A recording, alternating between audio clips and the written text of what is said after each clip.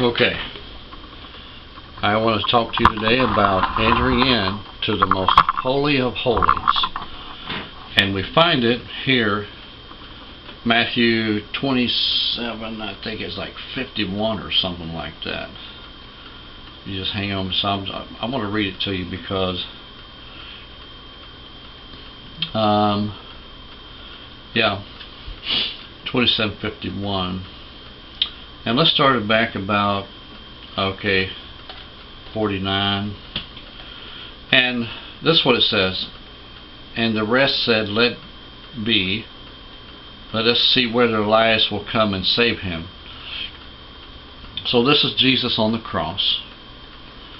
And verse 50 says, Jesus, when he had cried again with a loud voice, yielded up the ghost.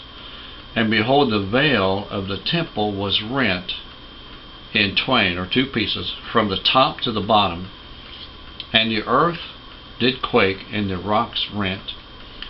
And the graves were opened, and many bodies of the saints which slept arose, and came out of the graves after his resurrection, and went into the holy city, and appeared unto many. Okay, so the veil of the temple was rent. Now what this veil of the temple was covering was the place of the Holy of Holies, where nobody was allowed to go before.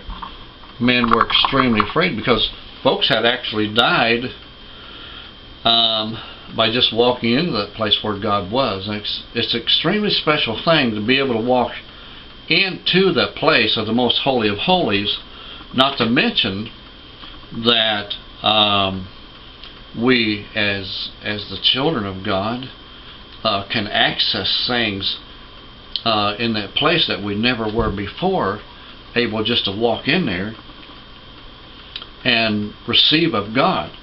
But now that we have gained the ability to walk in, this is pretty much the thing that's going on, is which I want to talk about. And the Lord showed me this through a dream. In the dream, I was inside of the Holy of Holies, and I didn't know where I was in the dream. I wasn't dreaming, okay, I'm going to walk into the Holy of Holies. I had to figure, I'm thinking it took me a week probably to figure out that I was in this place of the Holy of Holies. And Aaron, it looked to me like someone that I could describe as Aaron. Maybe this was Aaron. I'm still not sure who this guy was, but he was like the caretaker or the watcher of or something. He was a guy that was like in there just looking, observing. And he was up front before the altar. And so he was one who was looked like he was awaiting something. But anyway, I was into this place of the most holy of holies, and when the carpet was red, everything was blood red inside the place. The pews, they had some pews in there. It was a small room. It was a room that I would say, if I could guess, was about 30 by 30. And it had a podium and an altar, and it looked like it was a church inside.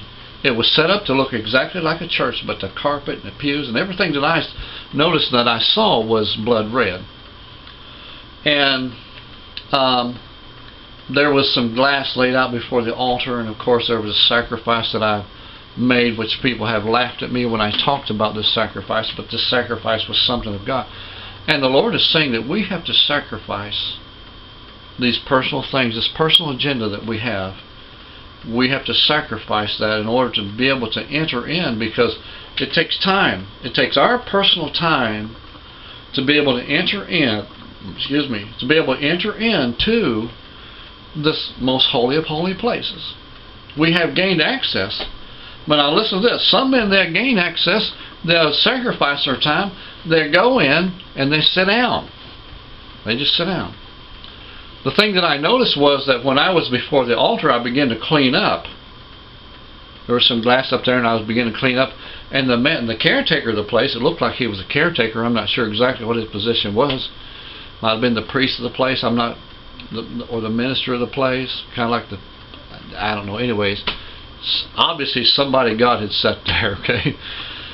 I began to clean this place up, and he noticed that I was cleaning it up, because I was thinking those people outside, they're going to come in here. Eventually, they're going to come in here. There's going to be an overwhelming, in the dream I was thinking there's going to be an overwhelming population of folks. Eventually they're going to come in here. And the guy saw me clean this up. And whoever he was, and the caretaker, you should have seen the look on his face. He was like, I mean, it was like a extreme, just like, hey, this is what I've been waiting for. I mean, you ever see those people on The Price is Right, how they jump? I mean, this is what this guy was doing, you know. I mean, he was excited about me getting that place ready for them people to come in. But now listen, we can gain access. We can do this. We can come into this place where God is. But some preachers, evangelists, whoever, Christians, they come into this place, they gain access. As I looked around, I saw about 7 or 8, 9 people maybe that was in there. And they were sitting around just, you know, walking around the room. They were just kind of talking to one another. They were just in there, sitting, just absolutely doing the things of the world inside this place of the most holy of holies. Okay? And I thought to myself today as I was praying, I thought, well, you know what? Some people, they do that. They gain access to God. As some preachers would come before God, and they would say,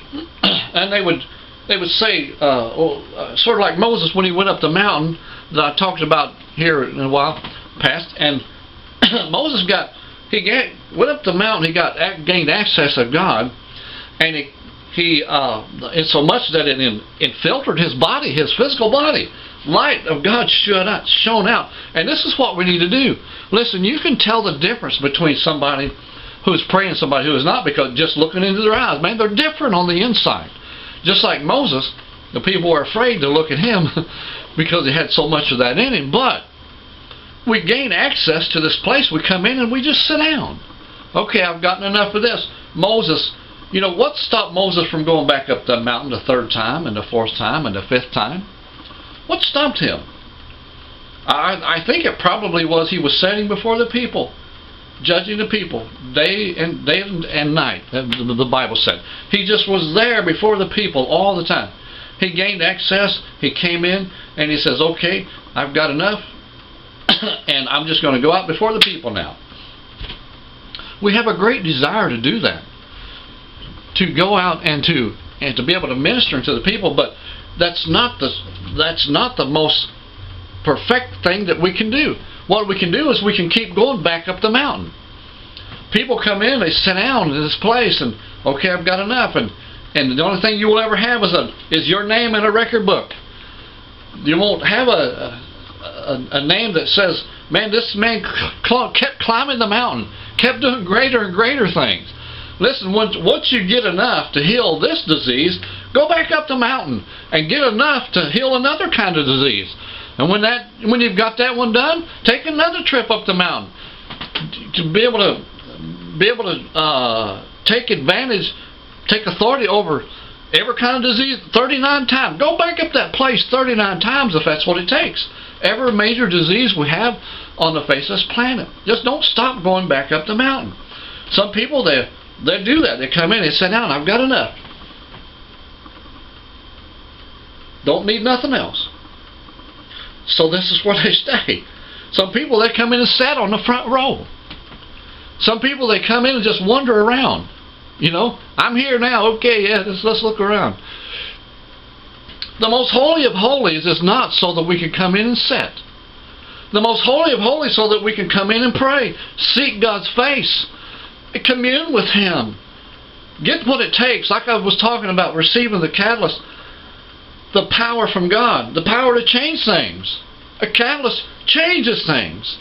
We're the go-between that changes, that the Spirit within us has the ability to change everything around us. That's what happens when you go in to the most holy of holies. You stand before God until you get received. Listen, there is no rule that says you can only receive one catalyst.